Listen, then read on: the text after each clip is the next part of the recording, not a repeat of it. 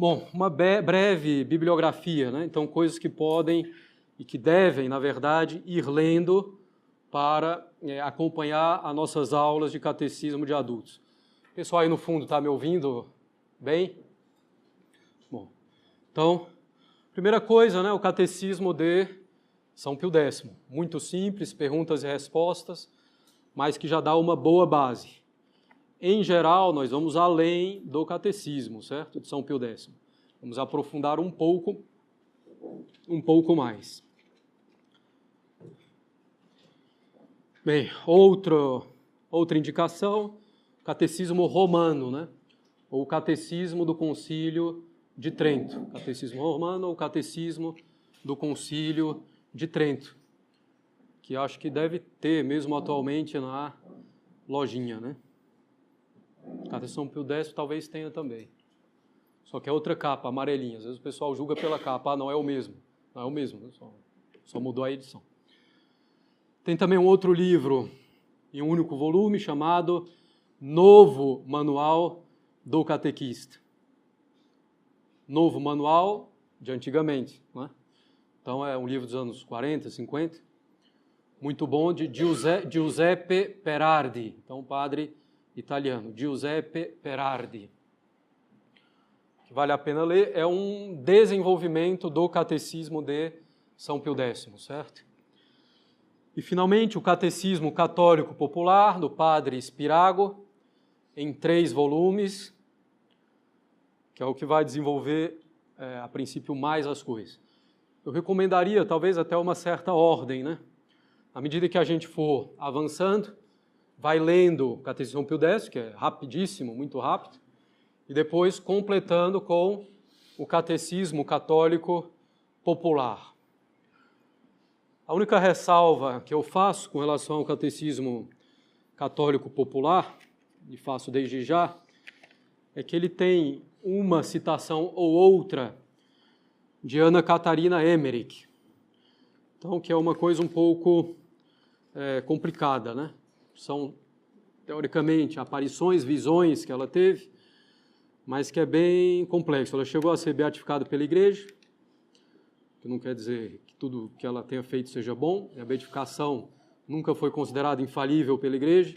A propósito, alguém já pode querer perguntar, a canonização é infalível? Calma, nós vamos ver mais para frente, certo? Então ela faz algumas menções, a Ana Catarina Emmerich, que tem uma doutrina por trás das suas visões, que é bastante complicada, né? Alguns vão dizer, é por causa do autor que fez as anotações das visões dela, que era um autor romântico bem complicado, que agora me escapou o nome. Tudo bem, mas em todo caso foi isso que chegou até a gente, né? Com as anotações dele ou não. Então tem algum problema. Só para dar um exemplo, né? Às vezes ela coloca milagres e coisas muito extraordinárias na infância de Jesus, o que a Igreja nunca admitiu. Né? Nós vamos falar disso mais lá para frente. Mas nosso Senhor começa a fazer milagres, e está claro no Evangelho de São João, que o primeiro milagre é nas bodas de Caná, quando ele vai começar a sua vida pública, porque o milagre, nós vamos ver hoje, tem uma função principal muito específica, confirmar um ensinamento, né? Então nosso Senhor começa a fazer milagres quando ele começa a ensinar, certo? Bem,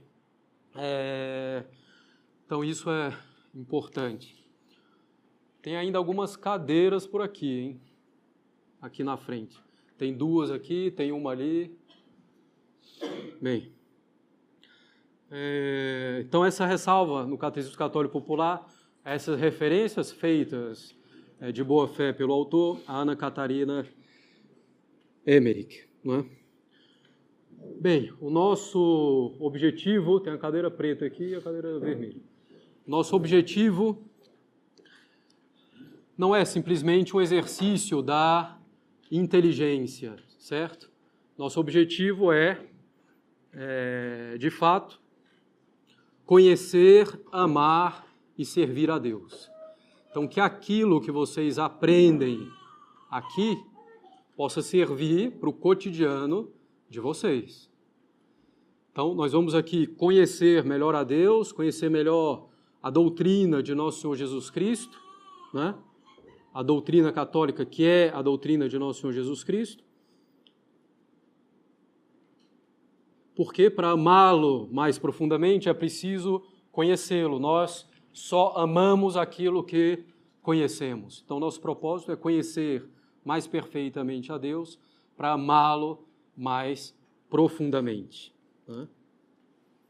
Então, essa é a importância, sobretudo, que nos catecismos, né, na catequese que nós, em geral, fizemos quando criança, pouquíssimo conteúdo realmente, né, recebido, e ainda que tivesse sido muito bom conteúdo, muita coisa, nós vamos esquecendo ao longo dos anos. Né? Ou depois nos convertemos realmente mais tarde, né, já como idade adulta, e aí também nunca nos dedicamos a ler o catecismo, né, de modo aprofundado, com calma, procurando entender. Nunca tivemos quem nos instruísse, nos tirasse as nossas dúvidas. Então, às vezes, a gente fica com uma visão da doutrina católica muito fragmentada, né? Muito incompleta, às vezes incoerente. Então, nós vamos também procurar dar essa boa visão de conjunto. Né? Bem, então, nosso objetivo, conhecer, amar e servir a Deus. Esse é o objetivo do nosso catecismo. Né?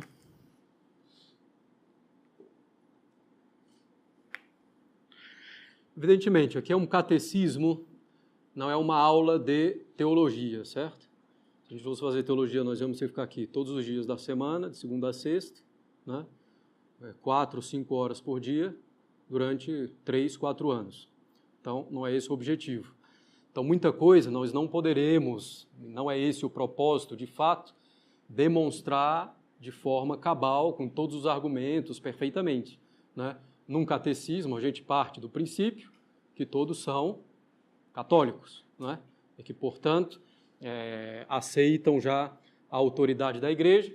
Nós, evidentemente, também vamos provar qual é essa autoridade. Né? Então, ter essa consciência também. Né? Bem,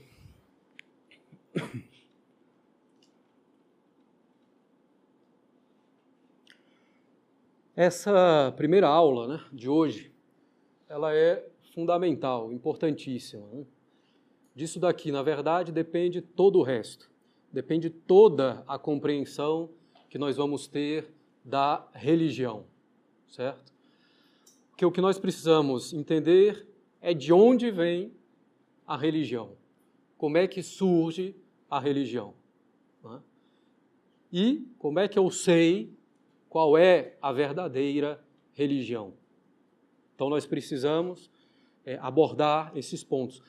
Nós vamos começar apresentando a doutrina correta, certo? A boa doutrina, a propósito disso, para depois ver o erro atual, que é um erro gravíssimo e que está espalhado praticamente entre todos os católicos, infelizmente. Né? Bem, então nós vamos falar da revelação. Né? Será que Deus pode se revelar? Será que nós podemos receber a revelação divina? Se Deus se revela, eu tenho como reconhecer que Ele se revelou ou não? Ou a religião é um salto no escuro? Opa, vamos lá, eu acho que é isso. Né? Então, como é que funciona isso? Né? O primeiro ponto, né, que nós devemos ter em mente é a existência de Deus. Deus existe. E a existência de Deus pode ser provada simplesmente pela razão. Eu não preciso que Deus me diga que Ele existe. Embora Ele o tenha feito, não é algo absolutamente necessário. Que Deus existe, eu posso provar pela minha razão. E, de fato, mesmo alguns filósofos pagãos chegaram a uma prova da existência de Deus. Se a gente pega, por exemplo, Aristóteles, né, na sua metafísica, ele vai, então, subindo, né, na ordem das causas ou dos motores, até chegar a uma primeira causa não causada, né, ou a um primeiro motor imóvel, né, porque eu não posso ir ao infinito, né? Ainda hoje na catequese das crianças, você vê que as crianças pensam, né? Ao contrário do que às vezes a gente pensa, elas pensam. Eu falei, né? Deus, ninguém criou Deus. Aí a criança, mas como assim ninguém criou Deus? Alguém precisa ter criado Deus para ele começar a existir. Aí eu falei, tudo bem, então você diz que alguém criou Deus. Então, Deus, alguém criou Deus. E quem criou esse alguém que criou Deus? Né? Tal. Então, e quem criou esse que criou aquele que criou Deus? Esse. E quem criou. Então não teria fim nunca, né? E o problema não seria resolvido. Qual seria o princípio? Então, eu tenho uma causa, ou um motor, ou um criador. Então, uma causa não causada, um motor imóvel, né? Um criador não criado. Né? Então, pela simples razão, nós podemos provar a existência de Deus. A nossa inteligência, infelizmente, é muito afetada, né? Pelo materialismo, pelo ceticismo, mesmo pelas nossas paixões. Né? Nós não somos mais formados para pensar adequadamente. Nós somos formados para ver segundo o sentimento, né? Segundo as nossas paixões. Então, muitas vezes, por esse preconceito na inteligência e também pela veemência das nossas paixões, né, desordenadas, nós não queremos reconhecer que Deus existe. Dificilmente existe um ateu que realmente é ateu pela inteligência. Ele é ateu mais pela vontade, né? O mais simples, o problema do mal, por exemplo, é muito complicado, não quero que Deus exista. Ou então quero viver como eu gosto, então é mais fácil dizer que Deus não existe. Tem até um filósofo um pouco popular atualmente, ateu, chamado Luiz Carlos Pondé, que ele tem um vídeo dizendo exatamente isso. Por que eu sou ateu? Não é que eu tenha feito altas especulações e cheguei, Deus não existe. Isso é impossível. Né? Mas ele diz, porque é mais fácil, né? Mais simples. Bem, então nós podemos provar a existência de Deus. Existem as 5 vias da prova, as 5 vias da existência de Deus, né, que provam a existência de Deus, de São Tomás. Nós não vamos tratar disso, nós tratamos disso na aula de filosofia no ano passado, então quem se interessar mais, bem-vindo à aula de filosofia no ano que vem. Então a existência de Deus, né, pelo princípio da causalidade, pelo princípio do movimento, pelo princípio da ordem, né? Se eu considero toda a ordem que tem no mundo, eu preciso de uma inteligência que tenha ordenado tudo isso. Né? E essa inteligência é justamente Deus. Né? Mas vamos falar da evolução mais lá para frente, da incoerência, do absurdo que é a teoria da evolução. Né? Então, o primeiro ponto é esse, Deus existe. E a gente pode saber disso só pela nossa razão. Às vezes, né, a velhinha lá no campo, que não teve nenhuma instrução, cuidando lá do pasto, partindo justamente das criaturas, né, dos efeitos, vendo toda a ordem, ela chega à conclusão, muito simplesmente, Deus existe. Né? Então, num raciocínio bem lógico, claro que não tem aí todo o fundamento de uma ciência filosófica, mas ela consegue chegar até isso. E muitas vezes nas nossas universidades, né, então, pelo preconceito, justamente, intelectual e pela má inclinação das paixões desordenadas, não se chega a essa conclusão, que também não é uma conclusão evidente, imediata, é preciso um raciocínio, um certo esforço. Né?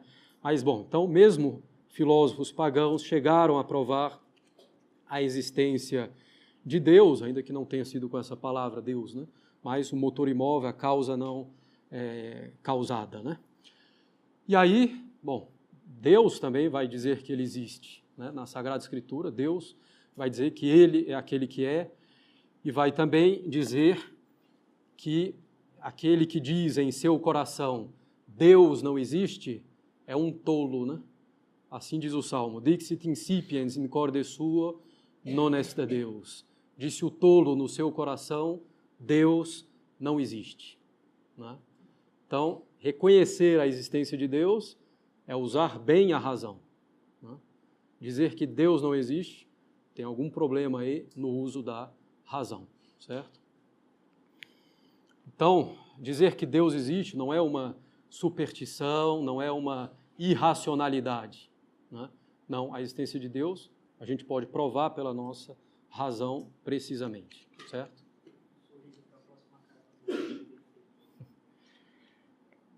Bem,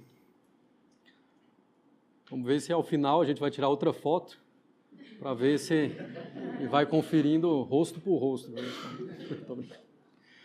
Bem, então usa bem a razão quem reconhece que Deus existe. Né? É pela razão que a gente pode provar que Deus existe. Bem, provando que Deus existe, sabendo que Deus existe, nós sabemos, evidentemente, que Deus é infinitamente perfeito, infinitamente inteligente, né? Infinitamente sábio. Nós vamos ver depois os atributos de Deus. Então, Deus, sendo infinitamente perfeito, infinitamente inteligente, é óbvio que Deus pode se comunicar de maneira inteligível, né? Quer dizer, Deus pode se revelar, né? Deus pode falar a seres inteligentes, aos anjos e aos seres humanos, algo da sua própria vida, né? E nós, sendo inteligentes, nós podemos receber aquilo que Deus nos revela, aquilo que Deus nos fala, né? A revelação é, então, possível. Deus pode nos falar. Nada impede que Deus se revele, certo?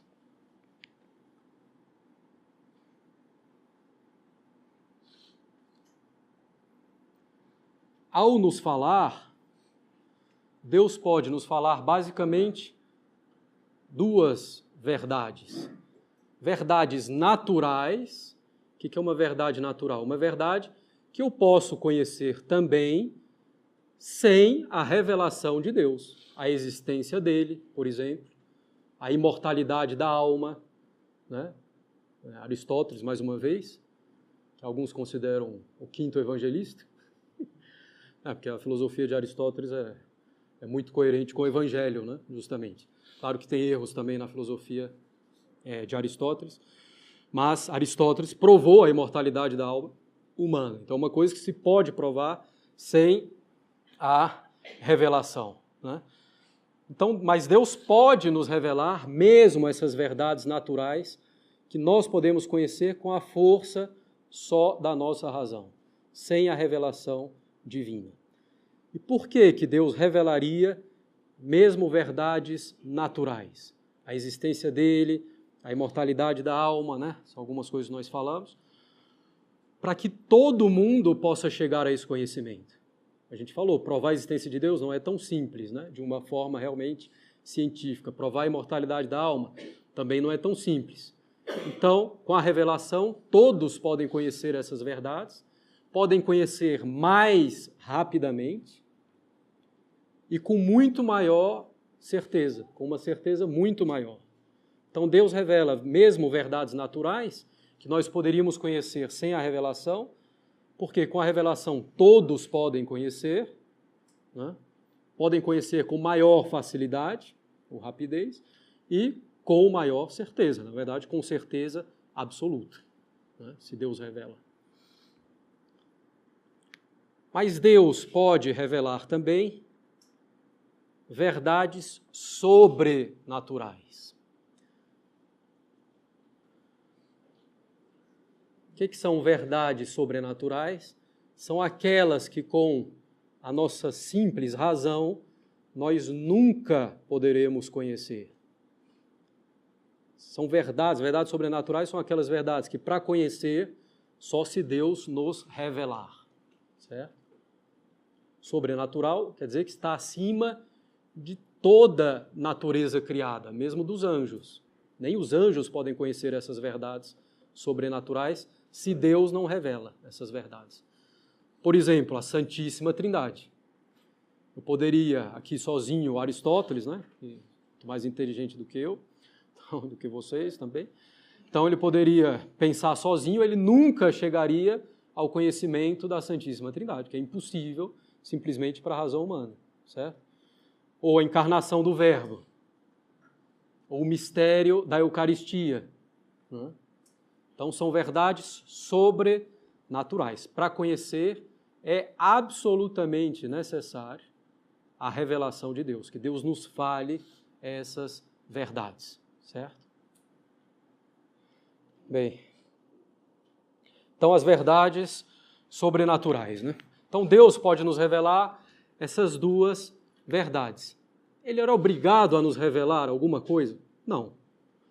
As verdades sobrenaturais, Deus nos revela por pura bondade. As verdades sobrenaturais, Deus vai nos revelar pelo seguinte fato.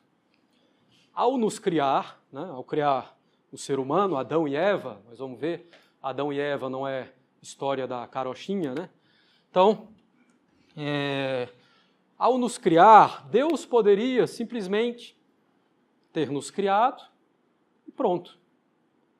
Né? Nós conheceríamos Deus simplesmente com os nossos esforços, com a nossa razão, nós o amaríamos de uma maneira natural, nós morreríamos, se tivéssemos vivido mal, seríamos punidos, se tivéssemos vivido bem, iríamos talvez para uma felicidade natural, certo? Não é o céu, uma felicidade natural.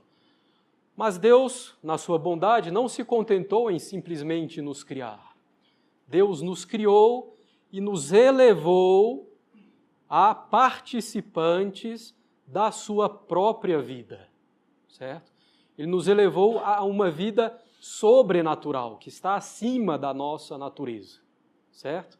Então, Deus nos elevou a uma vida sobrenatural e a finalidade é quando nós morrermos, nós vermos, conhecermos, vermos não com os olhos, né, mas com a inteligência, conhecermos Deus face a face, diretamente na sua essência, certo? É a visão beatífica, isso é o céu.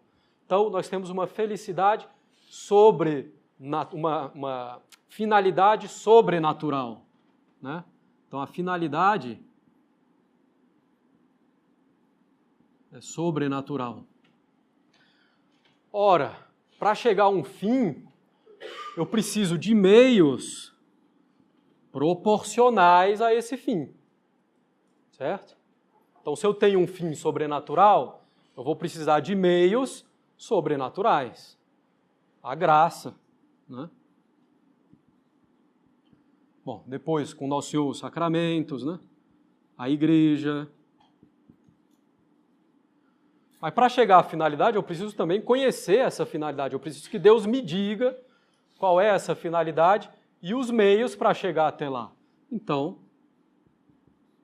eu preciso que Deus me revele essas verdades sobrenaturais que vão me conduzir a uma finalidade sobrenatural, certo? Então, no momento em que Deus nos elevou a uma vida sobrenatural, possibilitando que nós chegássemos no céu e o conhecêssemos face a face, aí se tornou necessária a revelação das verdades sobrenaturais. Né? Bem.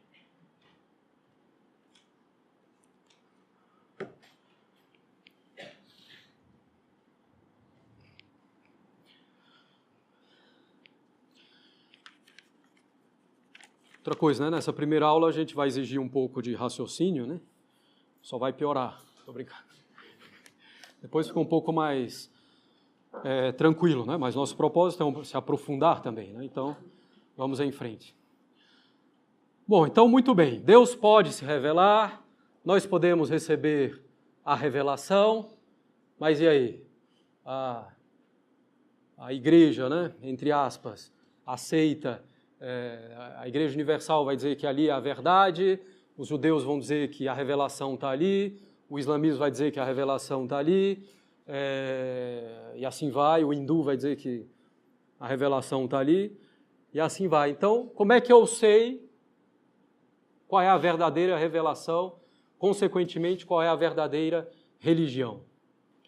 Já desde claro, só pode ter uma religião verdadeira, ou então todas são falsas. Por exemplo, nós temos então a religião católica, que afirma que Deus é um só em três pessoas, né? Um só em três pessoas. O islamismo vai dizer que é um só Deus, sem pessoas. Não podem ser as duas coisas verdade. Ou Deus é um em 3 pessoas, ou ele é um sem as pessoas. Uma pessoa só. Então existe aí uma contradição, né? Uma coisa não pode ser e não ser ao mesmo tempo, sob o mesmo aspecto. Essa batina não pode ser preta e não preta ao mesmo tempo, sob o mesmo aspecto. Né? Seria uma contradição. Então, Deus não pode ser um em 3 pessoas e ao mesmo tempo ser um e não em 3 pessoas. Seria contraditório. Ou então, no catolicismo, nós temos, Nosso Senhor é o Salvador, o Messias, Deus feito homem. O judaísmo vai dizer que não, Nosso Senhor é um mero profeta.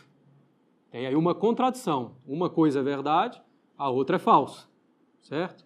Bem, e assim vai. No protestantismo vai dizer que na hóstia consagrada não está o corpo, o sangue, a alma e divindade de Nosso Senhor. A Igreja Católica afirma que sim, lá está Nosso Senhor, substancialmente, em corpo, sangue, alma e divindade. As duas coisas não podem ser verdade ao mesmo tempo. Então, é preciso ter em mente esse princípio de não contradição, certo? Uma coisa não pode ser e não ser ao mesmo tempo, sob o mesmo aspecto, tudo bem? Então, as várias religiões não podem ser verdadeiras, né? Elas se contradizem. Então, uma precisa ser verdadeira ou todas são falsas. Evidentemente, uma é verdadeira, que é a religião católica. Mas como é que eu reconheço qual é a verdadeira religião? Qual é a verdadeira revelação, ou, na verdade, a única revelação, que as outras, sendo falsas, não são revelações, né, de Deus. São maquinações dos homens e do demônio. Como diz o Salmo, né, toda a religião dos pagãos, todos os deuses dos pagãos são demônios. Né? Bem, então, como é que eu reconheço? Eu preciso de um critério que me diga qual é a revelação que vem de Deus. Eu preciso ali de um selo de Deus, né? Que vendo aquela revelação eu possa dizer hic est digitus Dei, aqui está o dedo de Deus, que eu posso reconhecer. Então Deus, ao se revelar, ele precisa me dar algo que me permita conhecer que é ele que está falando. E uma coisa que só ele pode fazer, que acompanhe a revelação, que me mostre que é ele que está falando. E o que é isso? Nós temos duas coisas, que são esse selo, que são esses critérios para eu saber que uma revelação é verdadeira. Milagres e profecias. Verdadeiros milagres e verdadeiras profecias. Fique bem claro.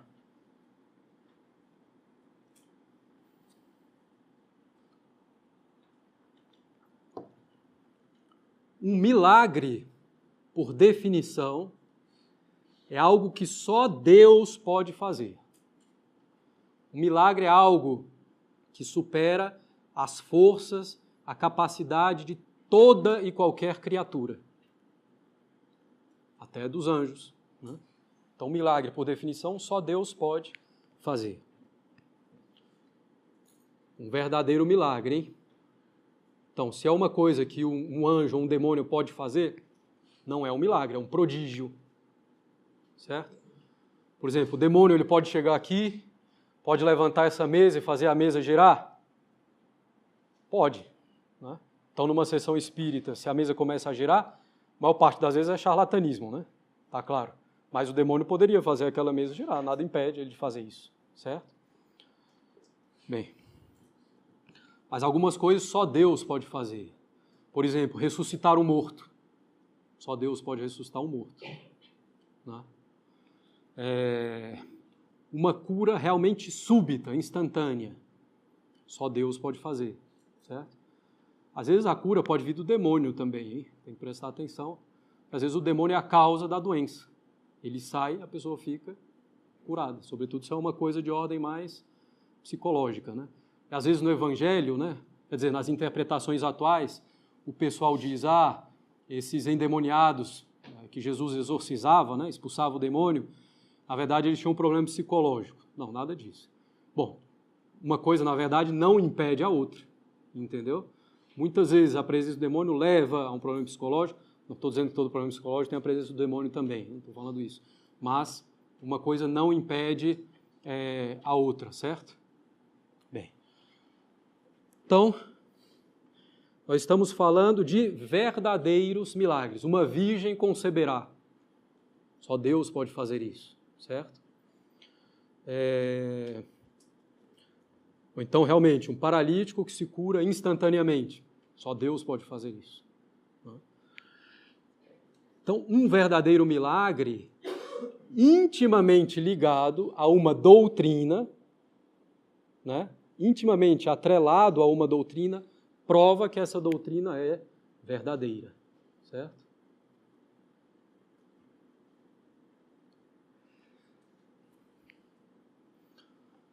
Então, nós temos aqui que ter um certo cuidado. Primeira coisa com os prodígios, né, que nós já falamos.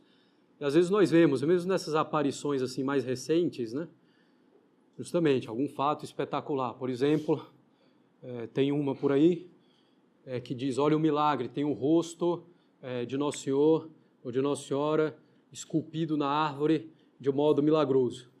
Né? Primeiro você vai olhar, não parece. Depois alguém pode ter ido lá e feito. Né? Se não foi uma coisa que estava ali, de uma hora para outra apareceu, bom. E mesmo o demônio também poderia esculpir um rosto a princípio. Então, tem que ser um verdadeiro milagre, claramente algo que só Deus poderia fazer, certo?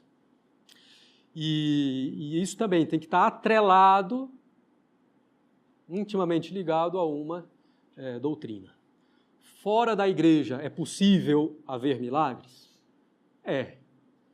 Mas nunca confirmando uma falsa doutrina, certo? Em geral, não há milagres, mas até a mula de Balaão, que era um pagão, falou, né? Deus permitiu isso, mas dirigindo para a verdade, certo? Então, se chegasse lá um protestante e dissesse, bom, para provar que nós não devemos honrar Nossa Senhora, não devemos rezar para ela como intercessora diante de Cristo, eu vou fazer aqui um milagre. Nunca vai acontecer milagre nenhum. Tá?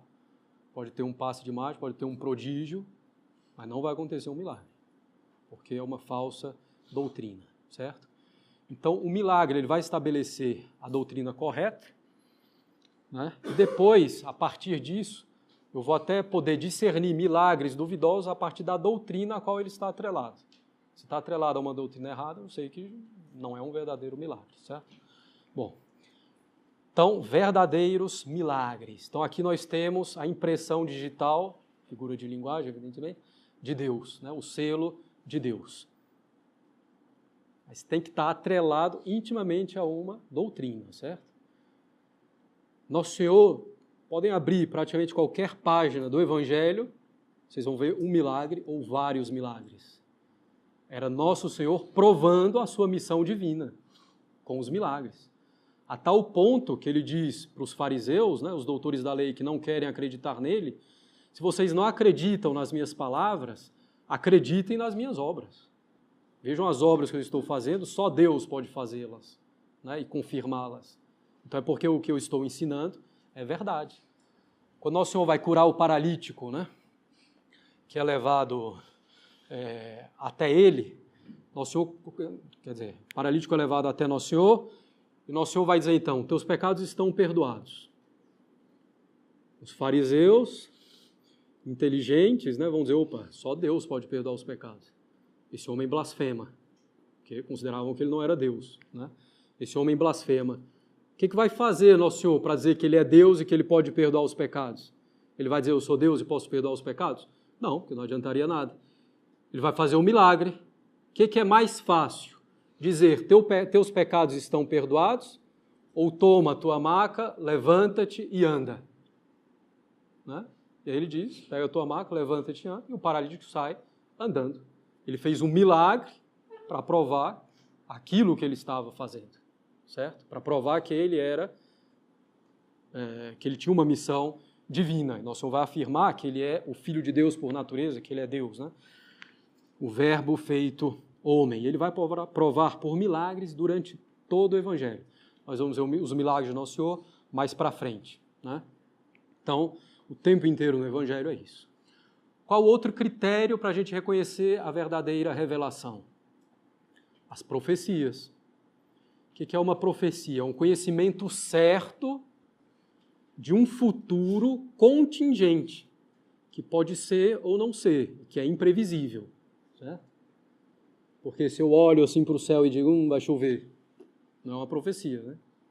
Eu vejo as nuvens se aproximando, eu simplesmente estabeleço uma relação de causa a efeito, né? Então não é uma profecia. A profecia é destruir esse templo e em 3 dias eu o reconstruirei.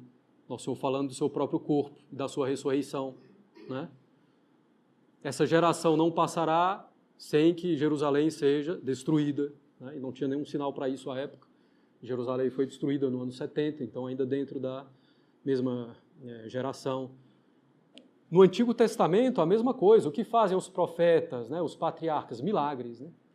O que faz Moisés para provar que ele é enviado por Deus? Os milagres, né? As 10 pragas do Egito, etc. Então, ou então Isaías, né, para provar a sua missão, uma virgem conceberá. Claro, né, os profetas, não basta ele fazer uma profecia para daqui a 1000 anos, né? Ó, eu sou um profeta, daqui a 1000 anos vai acontecer não sei o quê, vocês têm que acreditar em mim porque vai acontecer. Não. Aí é fácil, né? Porque daqui a 1000 anos vocês não vão estar mais vivos, então como é que vocês vão saber se é verdade ou não?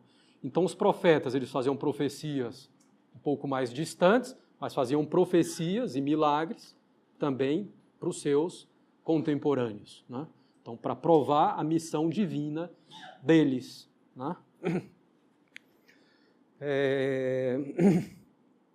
Então, as verdadeiras profecias, né? Que não são como eram os oráculos, né, dos pagãos, que eram frases ambíguas, né, sem pontuação, que você podia interpretar de qualquer jeito, certo? Sobretudo, né, quando eram línguas com declinação, que você não precisa botar as palavras na ordem, né? Então, às vezes, a coisa ficava realmente muito ambígua, né? Fulano de tal veio, não, fulano de tal venceu não sei o quê. Aí você podia inverter a frase, entendeu? Era o outro que vencia o outro, então eram oráculos ambíguos, né? Bom, e às vezes certas coisas, o demônio é muito mais inteligente do que nós, então nós vemos a relação de causa e efeito de algumas coisas, as nuvens, vai chover, o demônio vê um pouco mais profundamente, inclusive, né? Então o demônio também pode fazer algo semelhante a uma profecia, mas nunca uma profecia propriamente dita, certo? Então nós temos o critério para reconhecer a verdadeira revelação, certo? Se a gente pega a Sagrada Escritura, os Evangelhos em particular, Nosso Senhor, então milagres e profecias. Profecia um pouco menos, mas milagre, praticamente, todas as páginas a partir da vida pública de Nosso Senhor, né? Como nós falamos. Nos Atos dos Apóstolos, como é que os apóstolos vão confirmar a missão deles? Fazendo milagres. A sombra de Pedro curava os doentes, entendeu? Eles tocavam na veste de Pedro e os doentes ficavam curados. Então, um milagre que vai confirmar isso, né? Agora a gente pega, né? É curioso que o pessoal às vezes também não foi muito esperto, né? O Deus não permitiu. Por exemplo, você pega o islamismo. Na origem não tem milagre nenhum. Nunca se ouviu dizer que Maomé tenha feito um milagre. Muito tardiamente aparece alguma coisa. Lutero, então, nem se fala, né? Que tinha feito algum milagre para provar a verdade do que ele falava, né? E assim vai. Ou então nós vamos ver falsos milagres, né? Ou charlatanismo, ou algum prodígio mesmo do demônio, né? Para querer induzir as pessoas àquela religião.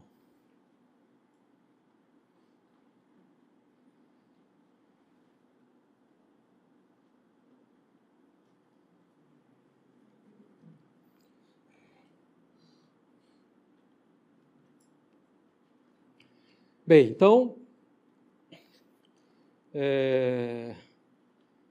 nós sabemos que assim Deus, nós sabemos que assim nós podemos reconhecer qual é a verdadeira revelação. Nós temos aí um critério. Está mais ou menos claro aí? Então, um critério que a gente sabe que Deus é quem está falando, né? Bem, a partir disso, né, nós vamos considerar os evangelhos, né? Os evangelhos são livros históricos, eles realmente narram aquilo que aconteceu? Sim. Né? Se a gente pegar a ciência histórica, a gente prova, né, pelos métodos históricos, que os evangelhos são verdadeiros. Né? Nenhum homem da antiguidade, ou mesmo mais recente, do século XVIII, XVII, que seja, nenhum homem é mais seguramente provado pela ciência histórica do que nosso Senhor Jesus Cristo. Pelas inúmeras fontes que nós temos, os evangelhos em primeiro lugar, mas mesmo autores judeus, pagãos, né, que falam de Nosso Senhor e da consequência das suas ações. Né? Então, se a gente é objetivo, né, e a gente considera com a ciência histórica, nós só temos uma coisa a fazer, afirmar que Nosso Senhor Jesus Cristo existiu. E existiu como? Tal como os evangelhos o descrevem. Né? Para afirmar a historicidade dos evangelhos, que os evangelhos são livros históricos, né, que eles falam algo histórico, verdadeiro, que aconteceu, nós precisamos de 3 coisas. Tá? Então aqui eu estou considerando o evangelho sem a autoridade da igreja, que diz que eles são infalíveis, né? Que eles são inerrantes, que eles não contêm erro. Simplesmente pela ciência histórica. Nós precisamos considerar 3 coisas. A primeira delas, a autenticidade. Quem escreveu os evangelhos? Será que efetivamente foi São Mateus, São Marcos, São Lucas, São João? Bem, eu não vou entrar em todos os detalhes, né? Como eu já falei, senão nós vamos ficar aqui 4 anos e não é o propósito, certo? Aqui nesse livro ele vai explicar um pouquinho isso daí também melhor. Nós temos que provar que os evangelistas efetivamente escreveram os evangelhos. Como é que se prova isso? Nós temos os chamados argumentos internos, nós temos nos evangelhos elementos que nos permitem saber que quem escreveu aquilo são autores do 1º século, de origem judaica. Né? Os evangelhos, tirando São Mateus, foram escritos diretamente no grego, que era a língua comum da época, né, universal. São Mateus ele escreveu primeiro em hebreu, depois tem o mesmo evangelho em grego. Né? Então, tem lá os elementos, nós vemos o grego, que é muito típico da primeira metade do século, nós vemos expressões semíticas, quer dizer, que um judeu usaria daquela época. Nós vemos a sociedade perfeitamente descrita, como era na época de Nosso Senhor, o que não seria o caso se fossem autores muito mais tardios, porque em 70 teve a destruição do templo. Quem escreve depois da destruição do templo já não vai ter um conhecimento tão pleno de como era a sociedade que se organizava em torno do templo de Jerusalém. Né? Então, esses critérios internos. Nós temos também critérios externos. Outros autores que afirmam que os evangelhos foram escritos por eles, efetivamente. Né? Todos os autores da igreja primitiva são unânimes em dizer: o evangelho de São Mateus, foi Mateus que escreveu, foi Marcos, foi Lucas, foi João, certo? Então, e ninguém na época contestou, não foi, foi outra pessoa, foi não sei o quê. Não. Né? Então, nós sabemos que efetivamente os autores são aqueles afirmados. Né? Atenção, não é o evangelho segundo a comunidade de João, segundo a comunidade de Mateus, não, nada disso, porque isso aí já é um problema sério. Né? Quer dizer, São Mateus formou uma comunidade, muito tempo depois eles foram lá e redigiram os evangelhos, certo? Os modernos, né, por uma série de razões, eles querem afirmar que os evangelhos datam de depois do ano 70. Por quê? Porque no Evangelho está afirmada a destruição de Jerusalém. Se viesse antes, teria uma profecia. Eles vão dizer, a profecia não é possível, então eles têm que ter sido escritos depois. É um preconceito aí de filosofia por negar o sobrenatural, certo? Eles negam a profecia. Então joga o Evangelho lá para trás. É uma coisa meramente humana, né? Então não pode ter profecia, que isso aí seria uma intervenção de Deus. Então eles são tardios. Não. Os evangelhos são anteriores a 70, salvo o Evangelho de São João, que de fato é de em torno dos anos 90, 100 depois de Cristo. Bom, então a primeira coisa é quem escreveu o Evangelho, de fato foram eles. Depois a integridade. Mas será que os evangelhos continuam hoje como eram naquela época, como foram escritos? A gente pode assegurar essa integridade, nada foi adulterado? Podemos assegurar, perfeitamente. Porque em nenhum momento... Porque, assim, primeira coisa, nós temos manuscritos, né, que datam já do 2º, 3º século, que são como os nossos. Então, até aí, até o 2º, 3º século, não há dúvida alguma. Mas, do momento que eles foram escritos, nos anos 40, 50, 60, até o 2º, 3º século, será que não houve nenhuma adulteração? Não. Por quê? Primeiro porque na igreja primitiva se tinha um apego tremendo à tradição. Nós vemos isso em São Paulo. Tradide quod et acep, eu transmiti aquilo que eu recebi. Né? Se alguém vos ensinar um evangelho diferente do que eu vos ensinei, que seja anátema. Né? Então, e isso também nos padres da igreja a gente vê. Qualquer adulteração seria logo notada e contestada. Né? Não se tem nenhuma notícia histórica na época, nem depois, que tenha havido qualquer contestação. Claro, eu estou resumindo um pouco, né? A gente poderia dar as provas, né? Citando os autores, citando os documentos, mas não é o nosso propósito. Bem, então, são documentos íntegros, foram escritos tais como, quer dizer, nós temos hoje tais como eles foram escritos, certo? Mas, eles foram escritos, então, pelos 4 evangelistas, não sofreu adulteração, mas eles descrevem o que aconteceu? Claro. Né? Na época não tinha fake news, né? Ou não era tão simples assim. Né? Então, você via o negócio, você escrevia, e não apareceu ninguém para dizer, não, isso aqui não foi assim. Houve falsificações? Houve. Os evangelhos apócrifos. Esses foram contestados. Por que esses foram contestados? E os 4 evangelhos nunca foram contestados. A diferença é que um é histórico, o outro é inventado. Então, esses apócrifos logo foram contestados na igreja primitiva. Os outros sempre foram aceitos, mesmo pelos hereges. Os hereges não contestavam o que estava escrito. Eles interpretavam de outro modo, de um modo errado, certo? Mas não contestavam o que estava escrito como histórico. E mesmo autores pagãos e autores, os judeus, né, em particular Flávio Josefo, né, não vão contestar a historicidade do que aconteceu, certo? Não vão reconhecer que Jesus é o Messias, mas não vão contestar a historicidade. Os judeus da época não contestaram. Inclusive ficaram com medo que Jesus ressuscitasse. Vamos botar a guarda lá, porque ele falou que ia ressuscitar. E vão lá, os discípulos dele vão roubar, né, o corpo dele, então tem que botar os soldados. Né? Os judeus reconheceram, esse homem faz tantos milagres, se nós não fizermos nada, ele vai conquistar todo mundo, né? Todo mundo vai segui-lo.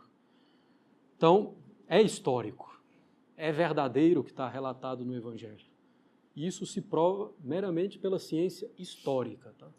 Então, quando vem, o Evangelho não é histórico, isso daí é conversa fiada. Né? Pela ciência histórica, não há dúvida. Bem? Então, é verdade o que foi dito no Evangelho, o que é dito no Evangelho, então, nosso Senhor existiu, Ele ensinou, nosso Senhor veio em mestre, né, em doutor, Ele ensinou muitas coisas e provou a sua missão divina, provou aquilo que falava, pelos milagres e profecias que fez. Né? Uma das coisas que nosso Senhor falou, tu és Pedro, sobre esta pedra edificarei a minha igreja.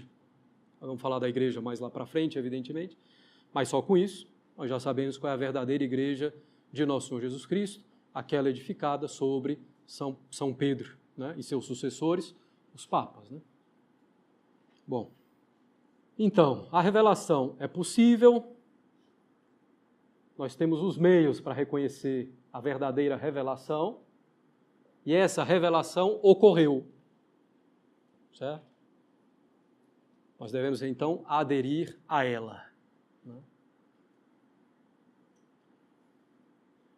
Nós devemos acreditar naquilo que Deus nos falou. O que é a fé, precisamente? Isso é muito importante, hein?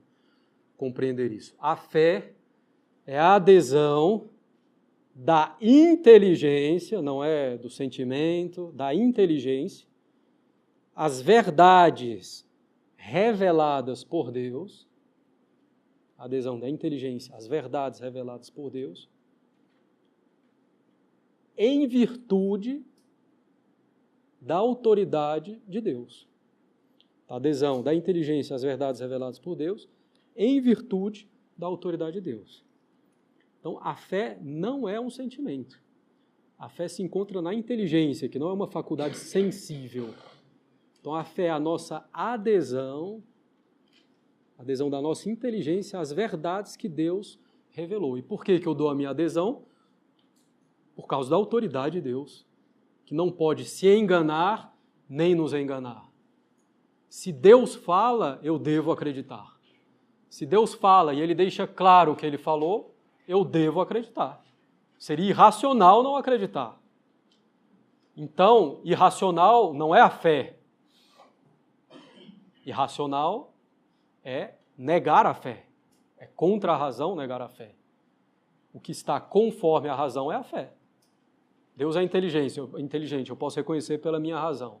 Deus pode se revelar e eu posso receber essa revelação. Eu posso reconhecer isso pela minha razão. Minha razão afirma que isso é possível.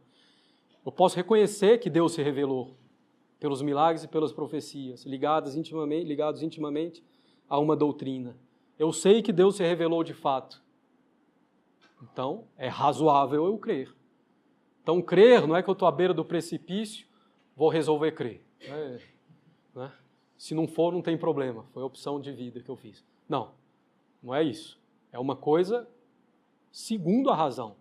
Supera a razão, porque pela fé nós vamos conhecer verdades sobrenaturais, mas está de acordo com a razão, certo? Então, a revelação nos vem de fora. É Deus que nos fala, certo? Por isso, São Paulo vai dizer, fides ex audito. A fé vem pelos ouvidos, certo? Então, Deus nos fala, a revelação vem do exterior, certo? Não é do meu íntimo, do meu sentimento, que vem a fé.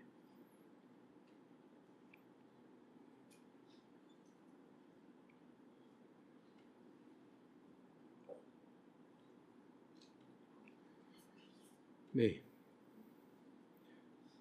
então alguém diz, você acredita em Deus? Eu acredito. Não, eu prefiro agir segundo a razão. Não, pera lá. É o contrário aí. Quem está agindo de modo racional sou eu, certo? Que vou chegar, claro, a conhecer coisas que estão acima da razão, mas quem está agindo de forma racional sou eu que creio, não que creio em qualquer coisa também, né? Eu tenho religião, então tá bom. Não. A religião verdadeira, que tem suas provas, né, que a nossa razão pode conhecer. Então, não. Quem é irracional são os ateus. Isso aí é... Ou então quem crê numa falsa religião, tendo os meios para estudar, se aprofundar e reconhecer que tem um problema, né? Bem, então, recapitulando essa primeira parte, Deus existe. Ele é a inteligência. Ele pode se revelar de forma inteligível. Nós somos inteligentes, podemos receber a revelação. Deus nos dá os meios para reconhecer a revelação, milagres e profecias intimamente ligados a uma doutrina. Verdadeiros milagres, verdadeiras profecias. De fato, isso aconteceu. Então, se Deus nos falou, nós somos obrigados a acreditar naquilo que Deus revelou, naquilo que Deus falou, né? E por quê? Porque Deus não pode se enganar, Ele conhece todas as coisas e não pode nos enganar. Né? Ele é impecável, ele é perfeito, então não pode mentir para a gente. Estou brincando aqui, para você eu estou dizendo isso, para você eu estou dizendo aquilo. Não, isso aí seria absurdo. Né? Bem, alguma dúvida nessa primeira parte? Sim.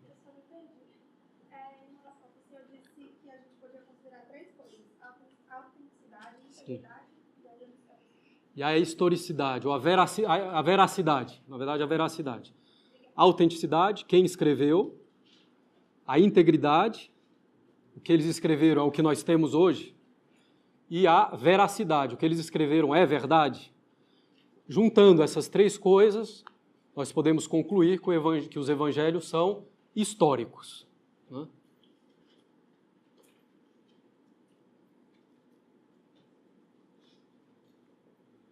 Mais alguma dúvida? Sim.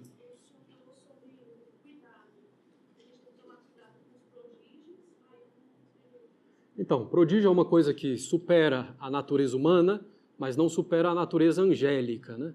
Aqui nós estamos falando principalmente dos demônios, evidentemente. Prodígio e o charlatanismo mesmo, né? E, claro, aquelas coisas que podem parecer uma profecia, mas que de fato não são. Né?